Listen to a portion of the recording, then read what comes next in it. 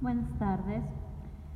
Con respecto a la primera pregunta, si recuerdo alguna medida de atención a la diversidad o flexibilidad curricular cuando me encontraba en mi etapa escolar, pues creo que todos o la mayoría de nosotros tenemos en nuestra memoria vivencias relacionadas con el paso por la escuela y el colegio.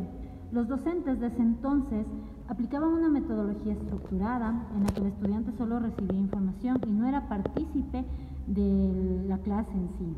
Recuerdo tener una compañera que era de origen indígena, quien tenía dificultades en matemáticas y en lengua, lo cual para mí se podía dar por el choque cultural y también por la disparidad de la calidad educativa del área rural al área urbana, como lo evidencia el artículo de la UNESCO Cambios en la Política Educativa del Ecuador desde el año 2000.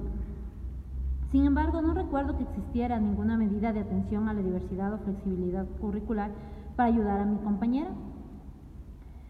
Además, la Ley de Educación de ese entonces, de 1998, no contemplaba medidas de este tipo. Sin embargo, la Ley Orgánica de Educación Intercultural del 2011 cambia las políticas estatales con respecto a la calidad educativa. El reglamento de dicha ley, en el artículo 206, 207, 208 y 209, establece una evaluación y retroalimentación continua, tomando en cuenta los problemas de aprendizaje que se pueden presentar en cada estudiante, la implementación del refuerzo académico a base de las necesidades que tienen estos estudiantes e informes de aprendizajes periódicos. Todo esto está formulado como un trabajo conjunto en el que deben intervenir docentes, estudiantes y padres para lograr una educación más personalizada y que ayude en el progreso del estudiante. Si recuerdo algún tipo de medida similar al PEMAR o una medida compensatoria en mi país, pues no una medida como tal. Hasta el 2010 se manejaba la modalidad de bachillerato en estudios libres. Era un bachillerato enfocado en ciencias. Este estaba estipulado en el artículo 263 de la Ley de Educación anterior. Se trataba más o menos de esto. Las personas que deseaban obtener este bachillerato tenían que tener como requisito haber dejado sus estudios por factores externos al sistema educativo, o sea, lo contrario al PEMAR, ¿no? Que no es por el sistema, pero sí por problemas de aprendizaje. Aquí, en cambio, eran problemas de familia, podían ser también alguna enfermedad o por trabajo y abandonaban el colegio. El mismo consistía en asesoría académica y clases personalizadas en 4 asignaturas de especialidad. Al finalizar, el estudiante debe presentar un trabajo integrador, debía presentar un trabajo integrador de cada materia para graduarse.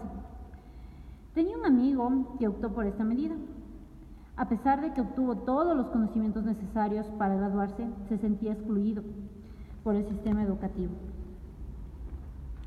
Y porque no tuvo las vivencias adecuadas para esta edad. Esto fue hasta el 2010, ¿no? En el 2017 se crean 2 medidas en nuestro país, que son la educación, o más bien dicho, para este año, para el 2017, hay 2 medidas en nuestro país: la educación básica superior flexible y el bachillerato intensivo. La primera está sustentada en el artículo ministerial 03893. Es un programa de reinserción educativa para las personas de 15 a 21 años que tienen más de 2 años sin estudiar y no han concluido sus estudios básicos, que para España es eso, ¿no? El otro programa es el bachillerato intensivo. Es dirigido de igual manera para jóvenes y también adultos a partir de los 18 años que no han terminado sus estudios de bachillerato, ¿sí? Ambos programas se pueden hacer cada uno en 15 meses, más o menos. Con respecto a la tercera pregunta, pues si considero que es un incentivo el cursar el 4º curso de ESO para el PEMAR, ¿no?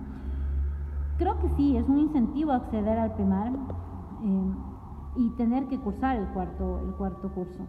Sin embargo, entiendo que es la última medida a tomarse en cuenta para lograr el progreso del aprendizaje del estudiante. Y para mí esto limita las opciones, pues si un estudiante con problemas de aprendizaje que ya terminó con todas las alternativas, no tiene otra que optar por el PEMAR. El factor positivo para mí es que es obligatorio, o sea, sería obligatorio reinsertarse en el sistema educativo. Gracias.